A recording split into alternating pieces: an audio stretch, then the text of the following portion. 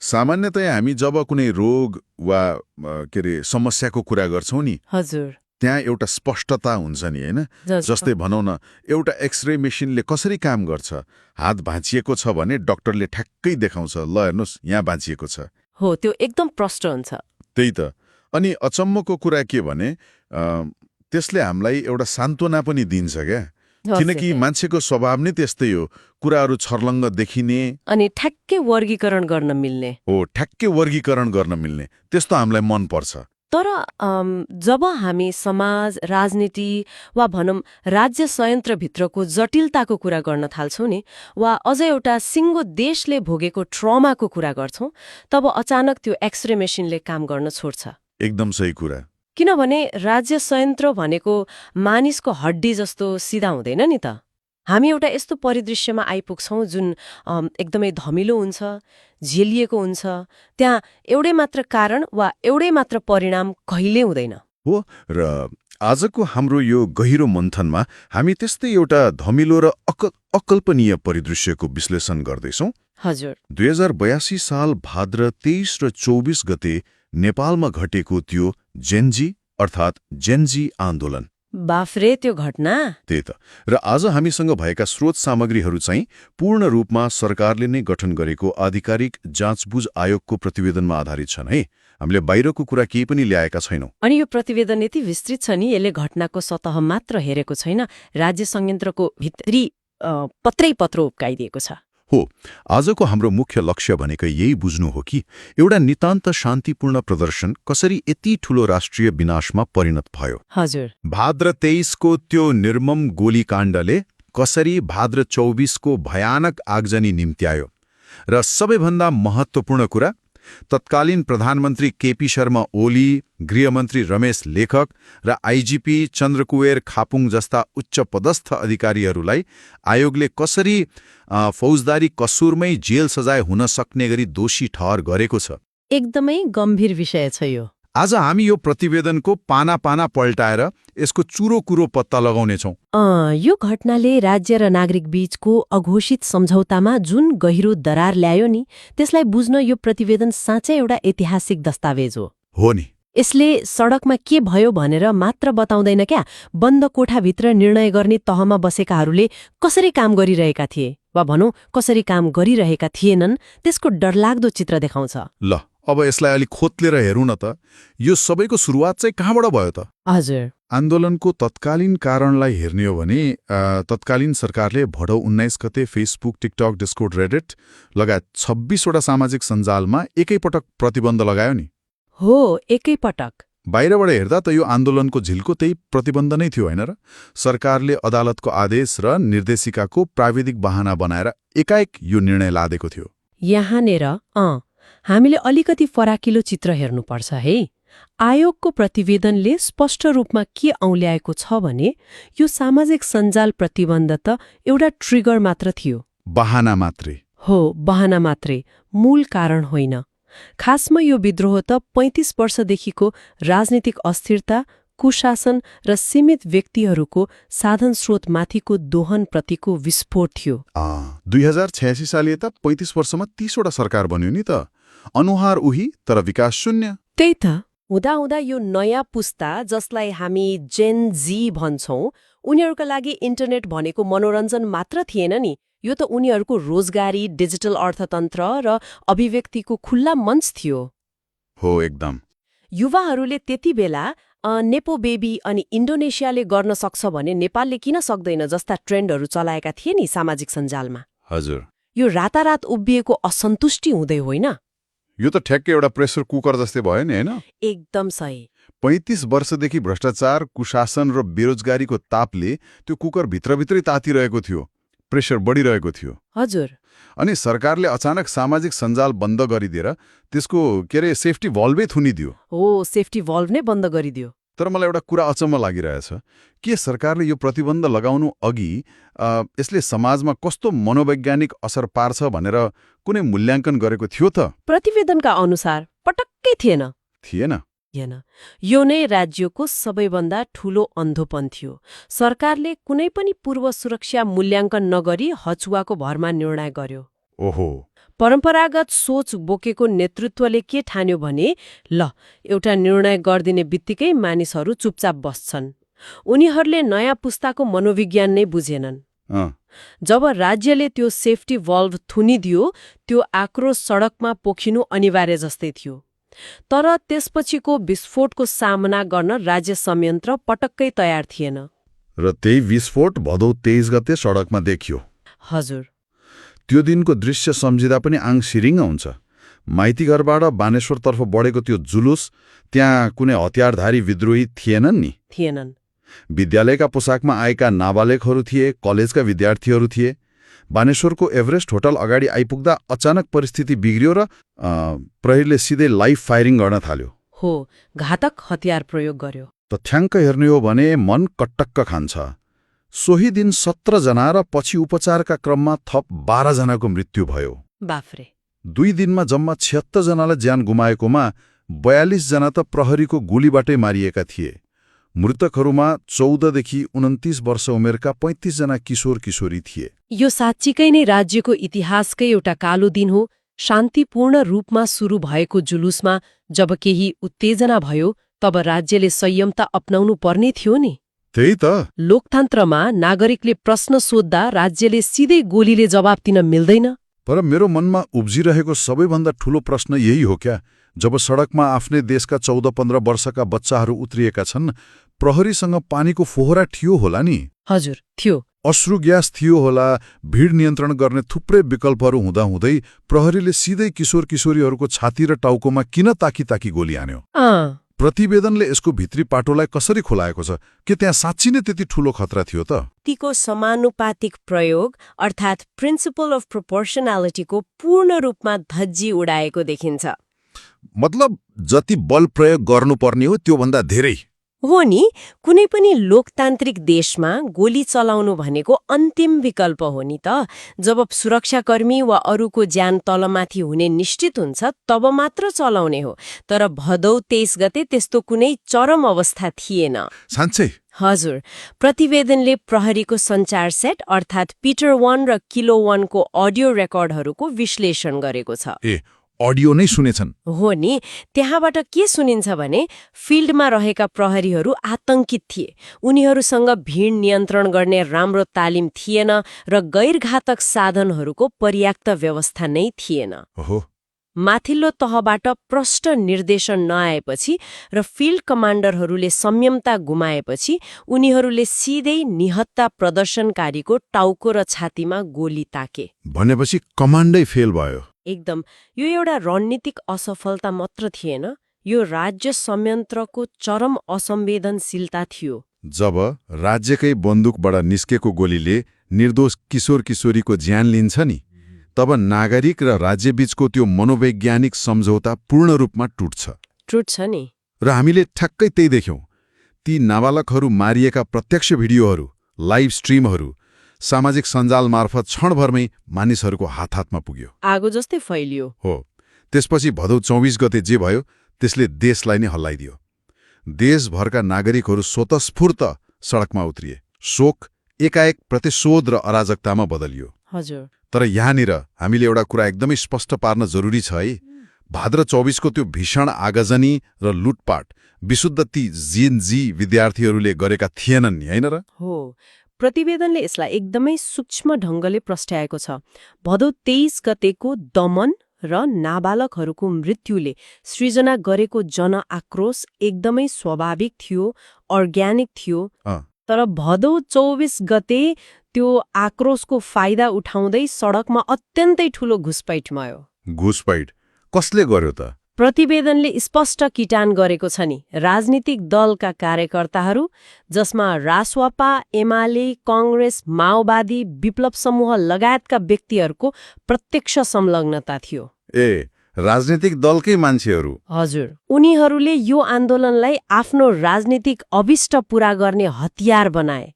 यसबाहेक आपराधिक मनोवृत्ति भएका व्यक्तिहरू र निहित स्वार्थ अर्थात् वेस्टेड इन्ट्रेस्ट भएका समूहहरूले पूरै आन्दोलनलाई हाइज्याक गरे। भनेपछि त्यही घुसपैठियाहरू र आपराधिक समूहहरू मिलेर त्यो दिन 85 अर्ब बराबरको भौतिक क्षति पुर्याएका हुन् त? हो नि।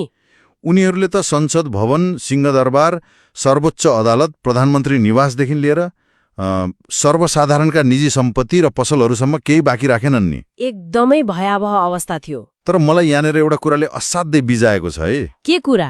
यसको मुटु जलिरहेको छ, संसद भवनमा आगो लागिरहेको छ, अनि हाम्रो त्यत्रो ठूलो राज्यको सुरक्षा संयन्त्र चाहिँ कहाँ थियो? के उनीहरू हराएका थिए? यो नै प्रतिवेदनको सबैभन्दा डरलाग्दो निष्कर्षमध्ये एक हो। प्रतिवेदनले यसलाई सुरक्षा शून्यता वा सेक्युरिटी भ्याक्युम भनेर व्याख्या गरेको छ। Security vacuum? हजुर। 24 गते दिउँसो राज्यको उपस्थिति सडकमा शून्य प्राय थियो। नेपाल प्रहरी, सशस्त्र प्रहरी र राष्ट्रिय अनुसन्धान विभाग आफ्नै सुरमा चले। समन्वय नै भएन। उनीहरू बीच कुनै युनिफाइड कमान्ड अर्थात् एकीकृत निर्देशन प्रणाली नै थिएन। कुन संरचनालाई पहिले जोगाउने भन्ने एसेट प्रोटेक्सन लिस्ट नै सरकारसँग रहेनछ। अचम्म छ। कतिपय ठाउँमा त प्रहरीहरू आफै जान जोगाउन ब्यारेकभित्र खुम्चिएर बसेका थिए नि, किनकि उनीहरूलाई माथिबाट के गर्ने भन्ने स्पष्ट आदेश नै थिएन। यो त पत्याउनै गाह्रो कुरा भयो। अनि सेना परिचालन नि त्यति ठूलो उपद्रव भइरहँदा सेनालाई किन तत्काल सडकमा ल्याइएन? प्रतिवेदनले त राति 10 बजे मात्रै सेना परिचालन भयो भनेको छ। हो। त्यतिन्जेलसम्म त 85 अरब पो खरानी भइसकेको थियो नि। ठ्याक्कै दिउँसै देश जलिरहेको थियो नि त। यस्तो असाधारण परिस्थितिमा स्थानीय प्रशासनले दिउँसै कर्फ्यू त लगायो, तर त्यो कर्फ्यू कार्यान्वयन गर्न समयमै सेना परिचालन गरिएन। किन त? किनकि राजनीतिक नेतृत्व र सुरक्षा निकायका उच्च अधिकारीहरूबीच समन्वयको चरम अभाव थियो। निर्णय लिन डराउने, एकले अर्कालाई जिम्मेवारी पन्छाउने प्रवृत्ति हावी भयो। राति 10 बजेसम्म गरिएको त्यही ढिलाइले गर्दा नै लुटपाट र आगजनी गर्नेहरूले खुल्ला छुट पाए। त्यसो भए यसको समग्र अर्थ के त? यो त अति नै भयो नि। भदौ 23 गते 4-4 घण्टासम्म लगातार राजधानीको मुटुमा गोली चलिरहँदा, बच्चाहरू मरिरहँदा, अनि अर्को दिन देशैभरि आगजनी भइरहँदा देशको कार्यकारी प्रमुख अर्थात् प्रधानमन्त्री र गृहमन्त्री चाहिँ के गरिरहेका थिए त? हजुर। उहाँहरूको काम के हो? सिंहदरबारको कुर्सीमा बसेर रमिता हेर्ने मात्रै हो त? प्रतिवेदनले यो विषयलाई अत्यन्तै निर्मम तरिकाले उठाएको छ। तत्कालीन प्रधानमन्त्री केपी शर्मा ओली र गृहमन्त्री रमेश लेखकले फिल्डमा गएर आफै गोली हान भनेर प्रत्यक्ष आदेश नदिएको हुन सक्छ। त्यो त हो। तर कानून र पदीय दायित्वको आँखाबाट हेर्दा कुरा त्यतिमा सीमित हुँदैन।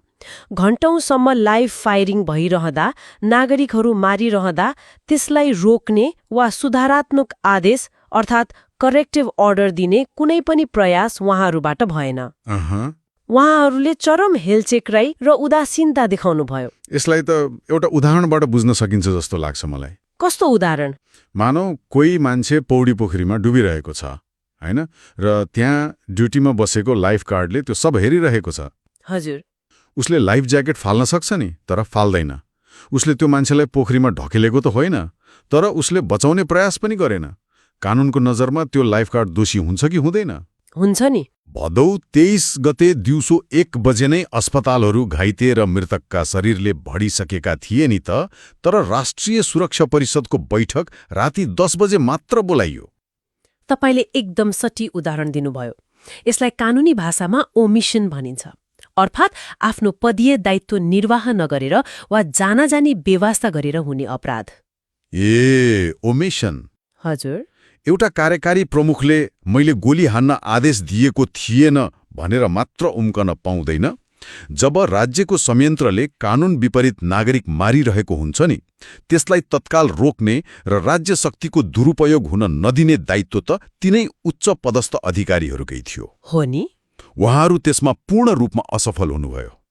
अनि अब हामी यो विश्लेषणको सबैभन्दा महत्त्वपूर्ण र सायद नेपाली राजनीतिक इतिहासकै सबैभन्दा विस्फोटक निष्कर्षमा आइपुगेका छौं नि त। एकदम। प्रतिवेदनले जे सिफारिस गरेको छ नि, त्यो सुन्दा जो कोही झस्किन्छ। आयोगले स्पष्ट रूपमा तत्कालीन प्रधानमन्त्री केपी शर्मा ओली, गृहमन्त्री रमेश लेखक र आइजिपी चन्द्रकुमार खापुङलाई मुलुकी अपराध संहिता 2074 को दफा 181, 1 र 182 अनुसार अनुसन्धान गरी अभियोजन गर्न सिफारिस गरेको छ नि। हजुर, गरेको छ। यसको सीधा अर्थ के हो भने उहाँहरूमाथि फौजदारी कसुरमा मुद्दा चल्नुपर्छ र दोषी ठरिएमा जेल सजाय समेत हुन सक्छ। के एउटा पूर्व प्रधानमन्त्री र गृहमन्त्रीलाई यसरी फौजदारी कसुरमा जेलमा कोच्न मिल्छ त साँच्चै? कानूनको अगाडि त सबै बराबर हुन्छन् नि। यदि हामीले यसलाई बृहत रूपमा हेर्ने हो भने यो कानूनी प्रावधानको एकदमै साहसिक र सटीक प्रयोग हो। कसरी? अलिकति बुझाइदिनुहोस् न। मुलुकी अपराध संहिताको दफा 181 र 182 ले ज्यान मार्ने वा मर्न दिने नियत वा लापरवाहीको कुरा गर्छ। अघि हामीले ओमिसनको कुरा गर्यौं नि। लाइफगार्डवाला। हो, त्यही सिद्धान्त यहाँ लागू हुन्छ। पदीय दायित्वमा बसेका व्यक्तिहरूले आफ्नो कर्तव्य पालन नगरेको कारणले ती किशोर किशोरीहरू मर्न पुगे। यो कुनै राजनीतिक पूर्वाग्रह राखेर गरिएको टिप्पणी होइन। यो त प्रतिवेदनकै कुरा भयो। हजुर, यो विशुद्ध तथ्य र कानूनी आधारमा गरिएको सिफारिस हो। प्रतिवेदनले उनीहरूमाथि अनुसन्धान गर्न र दोषी ठहरिएमा कानून बमोजिम जेल सजाय हुन सक्ने एकदमै बलियो आधार खडा गरिदिएको छ। यो त साँच्चै नै एउटा प्याराडाइम शिफ्ट नै हो नि। तर यसमा अरू को दोषी देखिएका छन् नि? ती 3 जना उच्च अधिकारीहरू मात्र त पक्कै होइनन् होला जसले यो सबै भताभुङ्ग पारे? पक्कै पनि होइनन्। यो त सिङ्गो संरचनाकै असफलता थियो नि त। अनि अरू को परे त? प्रतिवेदनले सूचना सङ्कलनमा पूर्ण रूपमा असफल भएको भन्दै गुप्तचर प्रमुख अर्थात् राष्ट्रिय अनुसन्धान विभागका चीफ हुतुराज थापालाई पनि फौजदारी कसुरमा कारबाही गर्न सिफारिस गरेको छ। ओहो, गुप्तचर प्रमुख नै? हजुर, त्यत्रो ठूलो आन्दोलन र घुसपैठको तयारी हुँदा पनि गुप्तचर निकाय बेखबर हुनु भनेको त अक्षम्य अपराध हो नि। हो नि, उनीको कामै सूचना ल्याउने हो। त्यसैगरी गृह मन्त्रालयको प्रशासनिक नेतृत्व सम्हालेका गृह सचिव गोकर्ण मणि धुवाडीलाई पनि दफा 182 बमोजिम नै कारबाही गर्न भनिएको छ। भनेपछि पूरै प्रशासनै तानियो। यसले के सन्देश दिन्छ भने नीतिगत तहदेखि प्रशासनिक र कार्यान्वयन तहसम्मको सम्पूर्ण चेन अफ कमान्ड नै यो अकल्पनीय क्षतिको लागि जिम्मेवार छ। यो सबै तथ्यहरू सुन्दा साँच्चै नै मन भारी भएर आउँछ है। एकदमै। यो मन्थनलाई समेट्दै भन्नुपर्दा 2082 साल भाद्रको यो घटना नेपाली इतिहासकै एउटा अत्यन्तै कालो र बिर्सन नसकिने अध्याय हो नि। यसले राज्य संयन्त्रको चरम असफलता, अकर्मण्यता र नयाँ पुस्ताप्रतिको अन्धोपनलाई उदाङ्गो पारेको छ। हजुर। एउटा साधारण नागरिकको नजरबाट हेर्दा यो किन अझ बढी भयावह छ भने जब राज्यले नै आफ्ना नागरिकको रक्षा गर्नुको सट्टा कानून र विधिको धज्जी उडाउँदै बिना कुनै गम्भीर उक्साहट आफ्नै किशोर किशोरीहरूको छातीमा ताकी गोली चलाउँछ नि, तब त्यसले समाजको मनोविज्ञानमा कहिल्यै नमेटिने घाउ छोड्छ। सुशासन र परिवर्तनको सपना देखेर सडकमा आएका ती शहीद विद्यार्थीहरूले न्याय पाउनका लागि र भविष्यमा यस्तो घटना कहिल्यै नदोहोरियोस् भन्नका लागि यो प्रतिवेदनको अक्षरशः कार्यान्वयन हुनु नितान्त जरुरी छ। एकदम सही कुरा। कारबाहीको यो सिफारिस मात्रै न्यायको अन्त्य त होइन, तर यो न्यायतर्फको पहिलो र सबैभन्दा महत्त्वपूर्ण खुट्किलो पक्कै हो नि, होइन र? एकदमै गहिरो कुरा गर्नुभयो तपाईँले। यो प्रतिवेदनले हामीलाई एउटा बाटो त देखाएको छ, तर यसले हामीलाई एउटा नयाँ युगको सङ्घारमा पनि ल्याएर उभ्याएको छ नि। हजुर। आज बिदाई हुनु अघि म एउटा सोचमग्न बनाउने प्रश्न छोड्न चाहन्छु श्रोताहरूको लागि। भन्नुहोस् न। गर्यो भने भविष्यका विद्रोहहरू अब परम्परागत रूपमा सडकमा मात्र सीमित हुने छैनन् क्या? ती पूर्ण रूपमा डिजिटल हुनेछन्, अल्गोरिदमबाट सञ्चालित हुनेछन् र क्षणभरमै देशव्यापी बन्न सक्ने खालका हुनेछन्। हो नि। के हाम्रा परम्परागत राज्य संयन्त्रहरू जसले अझै पनि निषेधाज्ञा, बन्दुक र लाठीको भाषा मात्र बुझ्छन्, तिनीहरू यो नयाँ पुस्ताको डिजिटल र बौद्धिक विद्रोहको भाषा बुझ्न र सामना गर्न कहिले तयार होला नि त? यो साँच्चै नै गम्भीर र अनुत्तरित प्रश्न हो है। कार्यक्रमको सुरुमा हामीले जुन एक्सरे मेसिनको कुरा गरेका थियौं नि, हजुर, सायद अब त्यो पुरानो मेसिनले यो नयाँ पुस्ताको भावना, समाजको यो नयाँ जटिलता र डिजिटल युगको गतिलाई डायग्नोस गर्नै सक्दैन क्या? एकदमै। राज्यले आफ्नो चस्मा बदल्नै पर्छ, नत्र यस्ता विस्फोटहरू फेरि नहोलान् भन्न सकिन्न। आजको यो गहिरो विश्लेषणबाट पक्कै पनि हाम्रा वरपर भइरहेका घटनाक्रमहरूलाई हेर्ने नयाँ दृष्टिकोण मिलेको छ भन्ने मलाई लाग्छ। मलाई पनि त्यही लाग्छ। यो लामो र गम्भीर मन्थनमा हामीसँगै रहनु भएकोमा सबैलाई धेरै धेरै धन्यवाद। फेरि अर्को यस्तै अर्थपूर्ण विषयका साथ हामी भेट्ने नै छौं।